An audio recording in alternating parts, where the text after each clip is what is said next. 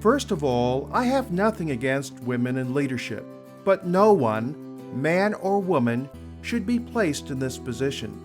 Instead of perpetuating the 100-year-old Fed, Obama should be dismantling it, much as his Democratic predecessor Andrew Jackson did in 1836 with a Bank of the United States. This would save the country $1.66 trillion. Let me explain.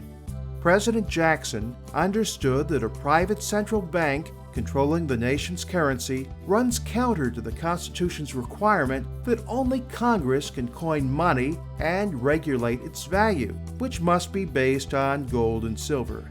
Congress is not given the power to delegate these duties to private investors. After the Bank of the United States lost its charter, all went well for 84 years.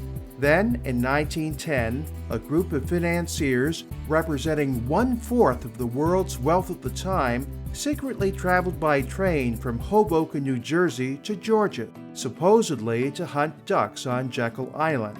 But their real quarry was the American public, whom they enslaved through the Federal Reserve Act, which passed Congress 3 years later. Here's how the economic servitude works.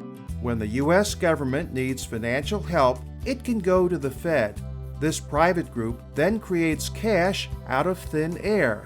You and I then have to pay interest on this funny money that did not previously exist, and which has no backing in gold or silver. Counting principal and interest, that's more than $5,000 Fed debt for each of us.